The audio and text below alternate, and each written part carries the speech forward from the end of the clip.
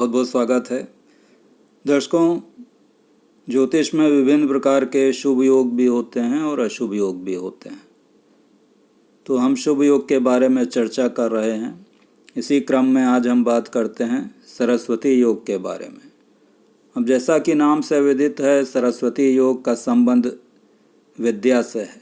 सरस्वती देवी चूँकि विद्या की देवी हैं, ज्ञान की देवी हैं, तो ऐसे लोग जिनकी कुंडली में सरस्वती योग होता है, कला के क्षेत्र में, विद्या के क्षेत्र में काफ़ी नाम कमाते हैं, यश प्रसिद्धि इनको मिलती है। ऐसे लोग कोई कलाकार बन सकते हैं, कवि बन सकते हैं, लेखक बन सकते हैं या साइंटिस्ट भी बन सकते हैं।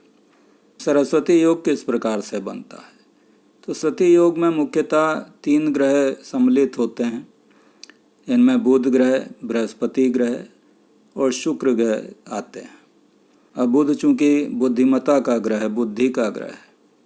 शुक्र कला से संबंध रखता है, म्यूज़िक, कला, आर्ट, नृत्य, इन सब का संबंध शुक्र से है।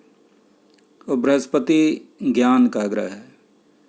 तो अब यदि ये 3 ग्रह कुंडली में केंद्र भाव में या त्रिकोण भाव में बैठे हों या दूसरे भाव में बैठे हों तो सरस्वती योग बनता है। इसमें इन ग्रहों का बलवान होना आवश्यक है, क्योंकि यदि ग्रह किसी प्रकार से निर्बल हुआ लेकिन भावों के अनुसार बन रहा हो तो ऐसा योग देर से फलित होता है।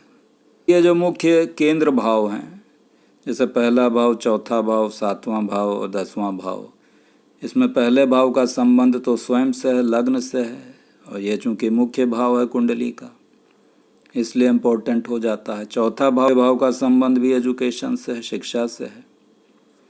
7वें भाव से भी करियर को देखा जाता है, क्योंकि ये दशम से दशम पड़ता है। और 10वां भाव जो है वो करियर का ही भाव है। तो इसलिए ये 4 भाव मुख्य हो जाते हैं, जो कि केंद्र स्थान हैं। इनको विष्णु स्थान भी कहा जाता है।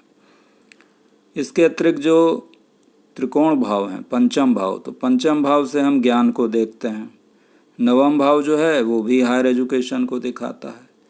तो पंचम भाव, 9वां भाव जो त्रिकोण भाव हैं, ये भी मुख्य भाव हो जाते हैं। इनको लक्ष्मी स्थान भी कहा जाता है। दूसरा भाव जो है वो भी लर्निंग से संबंध रखता है, विद्या से इसका संबंध है। तो इस प्रकार यदि ये 3 ग्रह बुध, बृहस्पति और शुक्र केंद्र भाव में बैठे हों या त्रिकोण भाव में बैठे हों और या दूसरे भाव में बैठे हों, और साथ ही बलवान हों, अपनी राशि में बैठे हों या उच्च का होकर बैठे हों, तो काफ़ी श्रेष्ठ रहता है और सरस्वती नाम का योग बनता है। तो जिन जातकों की कुंडली में इस प्रकार का योग होता है और वहाँ पर ये ग्रह बलवान होकर बैठे रहते हैं, जैसे उच्च का होकर बैठ जाएं या अपनी राशि में बैठे हों या नवमांश कुंडली में अपनी राशि में बैठे हों या वर्गोत्तम होकर बैठे हों, तो कहने का तात्पर्य यह है कि ये तीनों ग्रह यदि बलवान होकर बैठे हैं तो वहाँ पर जो सरस्वती योग बनता है वो काफ़ी अधिक प्रसिद्धि देता है। ऐसा जातक जीवन में काफ़ी यश नाम कमाता है, कला के क्षेत्र में प्रसिद्धि प्राप्त करता है विशेष रूप से। यह आवश्यक नहीं है कि ऐसे जातक कला के ही क्षेत्र में प्रसिद्ध हों, क्योंकि कई लोगों की कुंडली में जो साइंटिस्ट हैं उनकी कुंडली में भी ये योग मिला है। जैसे आइंस्टीन जी की कुंडली में सरस्वती योग बनता है। तो आइए हम कुछ कुंडली का अध्ययन करते हैं। पंडित रविशंकर जी की कुंडली में सरस्वती नाम का योग बन रहा है। तो जैसा आप लोगों को पता है कि पंडित रविशंकर एक प्रसिद्ध सितार वादक थे। यहाँ इनकी मिथुन लग्न की कुंडली है। इसमें बृहस्पति उच्च का होकर दूसरे भाव में बैठा हुआ है। बुध यहाँ पर 9वें भाव में बैठा है, जो कि एक त्रिकोण भाव है, और शुक्र जो है वो उच्च का होकर 10वां भाव अर्थात करियर के ही भाव में बैठा हुआ है। तो शुक्र यहाँ पर मालव्य नाम का योग भी बना रहा है, क्योंकि उच्च का होकर एक केंद्र भाव में बैठा है, तो मालव्य योग बना रहा है। और शुक्र मीन राशि में बैठा है और मीन राशि का स्वामी बृहस्पति भी उच्च का होकर दूसरे भाव में बैठा हुआ है, और साथ ही दशम भाव को देख रहा है जो कि बृहस्पति का अपना भाव है। तो शुक्र और बृहस्पति की स्थिति यहाँ काफ़ी अधिक श्रेष्ठ है, दोनों काफ़ी अधिक बलवान होकर बैठे हैं। बुध चूँकि लग्नेश ही है तो लग्नेश होकर भाग्य स्थान में बैठकर ये बहुत ही अच्छा राजयोग बना रहा है। नवमांश कुंडली यदि हम इनकी देखते हैं तो वहाँ पर बुध जो है वो अपनी मिथुन राशि में बैठा है, स्वराशि में बैठा है। तो इस प्रकार ये तीनों ग्रह जो हैं वो बलवान होकर बैठे हैं और केंद्र भाव, त्रिकोण भाव या दूसरे भाव में बैठे हुए हैं। तो इनकी कुंडली में काफ़ी श्रेष्ठ सरस्वती योग बन रहा है, उच्च कोटि का सरस्वती योग बन रहा है। और इन्होंने, जैसे आप सभी जानते हैं कि काफ़ी बड़े सितार वादक थे, काफ़ी नाम कमाया, काफ़ी शोहरत इन्होंने कमाई।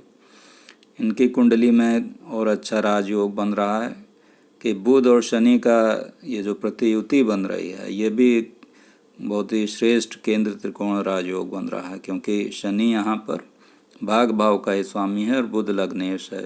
तो लग्नेश और पंचमेश एक दूसरे को देख रहे हैं तो ये काफ़ी श्रेष्ठ राजयोग भी बन रहा है।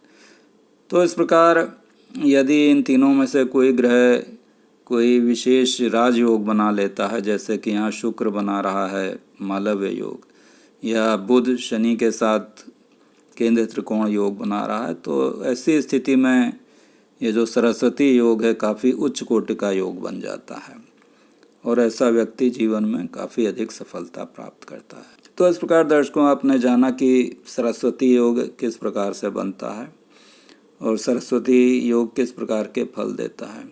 जिन जातकों की कुंडली में सरस्वती योग बनता है वो कला के क्षेत्र में, जैसे राइटर हो सकते हैं, पोएट हो सकते हैं, कोई साइंटिस्ट हो सकते हैं, या अन्य प्रकार से किसी ज्ञान के क्षेत्र में काफ़ी अधिक सफलता प्राप्त करते हैं। तो आशा है कि वीडियो पसंद आया होगा। धन्यवाद।